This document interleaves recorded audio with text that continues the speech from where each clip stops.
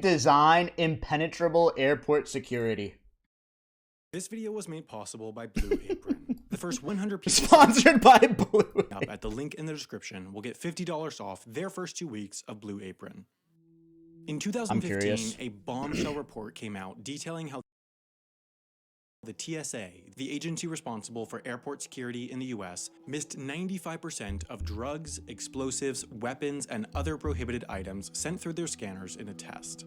In 2016, the same test was repeated with the same result. The following year, Here's what I'll say. I don't like the TSA. 2017, the test was repeated again with an They improved have been success so rate, but rude still, to me it left for 70% so long. of prohibited items through. In fact, within the US, there's no evidence that the TSA has ever prevented a terrorist attack, and outside the US, there are very few examples of physical... I also had to convince them that my N64 wasn't a bomb. It was a console. You know, I had to tell them I'm not a terrorist, I'm a man-child. Airport security thwarting an attack. Airport security slows people down, increases cost, and yet does little to actually improve safety. So it's safe to say that airport security is broken. True! Since the purpose of aviation is to get from one place to another, it's tough for a single country to regulate the industry. Instead, the International Civil Aviation Organization, a United Nations agency... Wait, can I just say, if the TSA doesn't work, get rid of them. Liechtenstein and Dominica are part of the ICAO, so its regulations are more or less universal. They're the ones responsible for making sure that air transport works the same way all around the world. But what they require for airport security is rather inconcrete. They simply say, measures need to be established to prevent weapons, explosives, and any other dangerous devices, articles, or substances which may be used to commit an act of unlawful interference, the carriage and bearing of which is not authorized from being introduced by any means whatsoever on board an aircraft engaged in civil aviation. Essentially, all they require is that before a passenger gets on board a plane, the airport assures they don't have weapons. While the ICAO does determine whether this requirement has been fulfilled, it's up to each country to decide how they achieve that. In the US, airport security works like this. Okay. After check-in, a passenger goes to have documents checked, puts their bags through an X-ray scanner, and walks through either a metal detector or millimeter wave scanner. There are potentially additional steps such as a pat-down or explosives residue test for some, but these 3 steps are how the process works for most. It is, though, important to note that, if you so choose, you can skip the metal detector or millimeter wave scanner step of the if you have like a and receive pacemaker, right? Instead. This is fully compliant with ICAO regulations since it does every time I travel, I get patted down. It's so fucking hot. Actively screen an individual for weapons. Holy in fact, shit. An airport could hypothetically be compliant with ICAO regulations Let's only by fucking go, baby. And pat down, since this does screen for weapons, even if this would be slow, invasive, and unpopular. Some it's small popular. Actually Pat do me this down, for baby. bags. They physically search them instead of passing them through an X-ray. The words security theater are thrown around a lot. Wait, someone in chat just said that. Are you guys smart? Security. This term is used pejoratively. It means that the TSA's Wait, someone in chat function just said is that. to make airports look secure. But here's the thing. On paper, the TSA has done its job. There has not been a single death on a flight leaving from a US airport since 9/11 as a result of terrorism. In fact, in the same time period, there has not even been a single attempted terrorist attack on a flight leaving from a US airport. All have been on flights originating from abroad. Wait, so what? Maybe the TSA is doing its function. Maybe the mere threat of being caught has been enough to thwart terrorists, or maybe terrorists have moved on from attacking airplanes. The US is certainly a prime target for terrorism. I don't like terrorism at all. But there are more controversial nations. Israeli airport security is considered to be the best in the world. Despite being situated in one of the most politically contentious countries in the world, at all. No airplane leaving from Tel Aviv's Ben Gurion airport That's a mogul male take. has ever been hijacked. What are you talking about? It's been attempted, but this airport's security is simply nearly impenetrable. Whenever you guys ask me for my opinion on things, I just type in mogul male. Like someone said, hey, what is your thoughts on the Smash Bros drama? I just go like this. Anytime the gaming community talks about Super Smash Bros, it's for one of 3 reasons. Someone smells bad, someone's creepy, or something happened with Nintendo. What's most fascinating is that this airport is hardly using any super advanced... Yo, Nadal, there's like $2. They use the exact same metal detectors as the US and Europe, but they focused on the human factor. Israel has come to realize that it's unfortunately easy to get weapons through airport security. Plastic explosives, non-metallic knives, and blunt weapons are just tough to detect. So rather than focusing on the weapons that could be used for an attack, they focus on the people who could use them. At Ben Gurion Airport, security starts before passengers even get to the airport. Cars pass through a security checkpoint a mile away from the airport entrance, where guards inspect cars and look for any suspicious-looking individuals. The minute passengers arrive at the airport, they're being watched already. Highly trained plainclothes officers roam around in the check-in area, again searching for individuals acting abnormally. Hands up, or chat. nervous. Then, before I'm gonna start passengers checking are you guys. even allowed to check in, there's the interview. Anyone who's passed through Ben Gurion Airport knows how intense this interview is, but it's likely the single greatest factor leading to the safety of Israeli airports. Passengers are first asked standard questions like what their jobs are, why they came to Israel, how long they stayed for, and if they packed their own bags, and all the while, the security agent watches the passenger's face for reactions. They'll also probe deeper. What? They literally run a JCS on every fucking passenger's face? Why the passenger has Are they been just to various staring? countries stamped in their passport. They'll then ask oddly specific Is questions. this like generalizations? Which school they went to, when they last moved, what kind of car they have. A 2009 Toyota Corolla, UC Davis. These are all to see if the And passenger that's a red is being flag in honest itself. about who they are. If a security officer I'm senses fucked. hesitation or finds a I'm hole totally in their fucked. story, they could deem the passenger a higher risk. Once passengers have completed their interview, a barcode is placed on the back of their passport that starts with a number from 1 to 6. If it starts with 1, the passenger is deemed a very low risk. Why are they just telling this in the video? Is almost only given to Israeli citizens, while if it starts with 6, the passenger is deemed a very Spoilers, high dude! risk and will be subjected to extremely thorough screening. While a lot of the risk determination has to do with the interview, profiling also plays into it. According to the Israeli security system, passengers are deemed higher risk if they are male, if they are traveling alone, if they are young, and most of all, if they are Arab.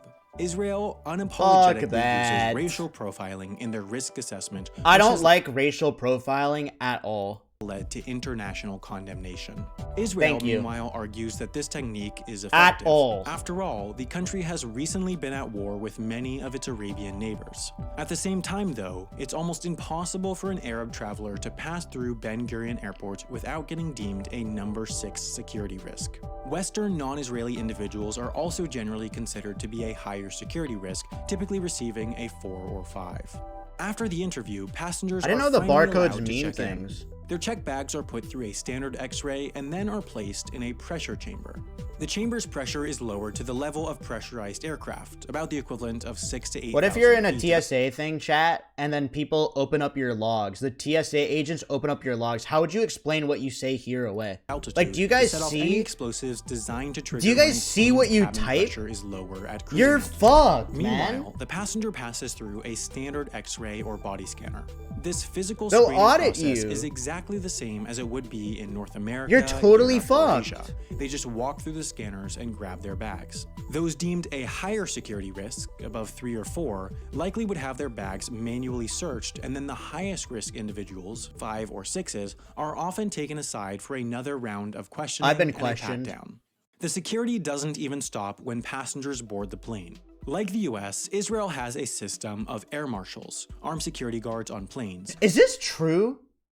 But unlike the US, Are there on random flights, do air marshals actually sit in the plane? in the case of El Al, Israel's national airline, there are air marshals on every single flight. They sit among the passengers, often near any that were identified at the airport as high risk, and they have alert buttons that communicate with the pilots You've in met case of one? an attempted hijacking. If the marshals press this button, an alarm will go off in the cockpit, and the pilots will often send the plane into a dive to knock the hijacker off their feet. What? This technique has successfully prevented terror attacks in the past.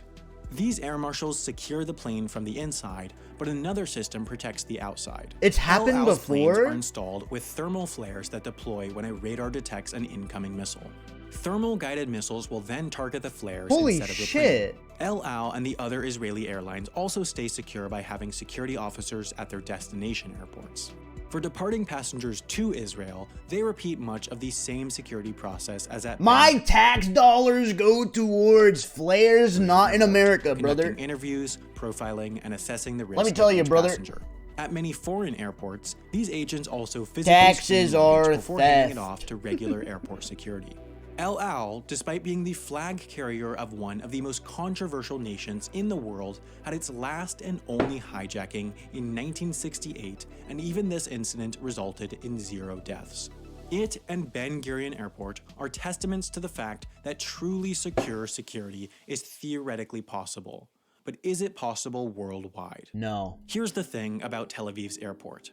It's not that You know what? big. I'm gonna a 20 hot million take. If there's been no serious terrorist attacks since 9/11, it probably makes sense to lessen the TSA's grip, right? Passengers pass through it each year, Not making to it only increase as busy security. as San Diego Is or that Berlin crazy to say? Airport. These are not small airports, but they're not on the same scale as the world's largest, like JFK, Heathrow, or Dubai. It's tough to determine if a system like what Israel has implemented could scale up to be used universally.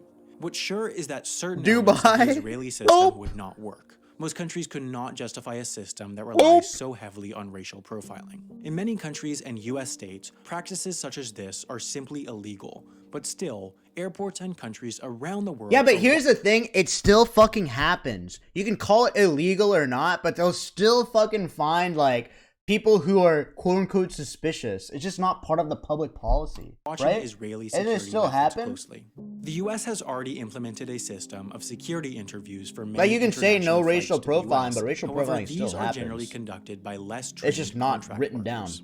Brussels Airport, after its terrorist bombing in 2016, now positions officers trained in behavioral detection at its entrances. Plenty of other airports have sent delegates to Ben Gurion Airport to evaluate their security techniques as well, and have quietly made changes to closer emulate Israel. But few ever stop to question if we even want an increase in airport security. True. If it comes at the expense of time, maybe we don't. As mentioned, the US has not had a successful terror attack on an airplane since 9/11. Worldwide, airplane hijackings are now almost non-existent, but security has a consequence. In the most direct way, tickets for every single flight leaving Dark from a mode, US please. airport include a $5.60 fee that goes towards paying for security. Well, once again, the This may government not be much grabbing in the some of scope my a hard-earned multi-hundred cash. dollar Let me flight to tell you, Europe or that's like Asia. a half, But one if and a the half US bazinga ever bucks. wants to get to the point where Europe is of having $10 or $20 budget airline tickets between domestic destinations, this fee has to go. A study found that Hassan is playing Valorant and Squeex is reacting to a TSA mini doc. the TSA's average Nathan cost linked per this to me, life okay? saved, how much money it spent to stop one human death. You weaselly little liars, dude. $67 million. You guys feel at You home? can certainly say Capitalism. that you can't put You know a what I price mean? on a human life. You know, the problem with this is capitalism at the end of the day, I think. You know what I mean, guys? But the security that saves these lives costs lives. The plane is empirically the safest way to travel. It's hundreds or thousands of times safer than driving. So stopping people from flying More like 2 million times percentage fucking safer than my driving. is in I don't and of even look itself fucking left or deadly. right when I change lanes. I'm an Economists found idiot. that the increase in airport security I'm a fucking in the idiot. US post 9/11 can account for 6% of the decline in air travel. Given that, in 2002, more than 500 people died because, as a result of longer security times and more extensive searches, they chose to drive over fly and were involved in a fatal accident. Flying being Can I just easy say something? Can we get more trains in America? How about helps that? everyone. Seriously. It lets people travel Trains. faster and it Bullet helps trains, airlines as big businesses, trains. just as I long am as it pro doesn't result train. in a decrease in Trains would safety. be huge. In Israel, passengers arrive 3 I hours like before their trains. flights just to clear security, which means plane travel is inefficient. While in some places It's in simple. Europe, airports encourage A travelers nice to train. arrive a mere hour before their flight. The goal is to keep security fast, efficient, but also secure. No country or airport has the perfect system, but to achieve this, one likely needs to combine elements of the strictest security systems with those of the fastest. Israel can get away with invasive, unethical, yet effective security measures because they need to. They are a country seemingly constantly at war. Many other areas of the world just aren't Whoa. big targets for terrorists. It's hard to know whether or not security measures are effective. There's no control group of developed countries that don't have airport security to compare to. The most effective security systems stop attacks Hey, isn't this by the those mere machines that you have to step in and raise your threat hands? of consequences rather than through physical screening, so maybe airport security works. In the US and Europe and Asia and This all is the why you were talking about running trains with my mom. other I get it developed, now. safe areas of the Hashtag world, choo-choo. one must therefore ask Thank you for the whether 200 airport bits. security is actually saving lives or ending them. Dude, I remember when I was traveling to California, the TSA agent was so rude to me, I started laughing. Sir, it was like 7 a.m. Sir, can you step forward? I was like, dude, this is like BDSM, man. This You're channel for a so while, mean. You know about Blue Apron. Sir, it's your turn, sir. I'm Jesus someone who hates to Christ. waste time, which is part of the Shit reason was I so. love Blue And Apron. then I asked him, I was like, hey, do I have to take out my Nintendo Switch? And he's like, is it bigger than a cell phone? With Blue Apron, you I was like, yeah. Hey, Squeex, can Hey, you hear me? I can hear you. Can I tell a joke? Yeah, Are you ready? I'm ready. Bazinga. Wait, that's actually hilarious, Nadia. Thank you so much for just interjecting. That's fucking so funny. Jesus Christ. No, I remember once I was in TSA and I was traveling and my suitcase was too fucking big. Or it weighed too much. So the guy by like 0.6. It was 0.6 pounds too big and the guy didn't let me pass. 0.6. I swear to God. So I opened up the suitcase and I took out a scarf. And I put it on. I was like, is it good now? I hate rule followers.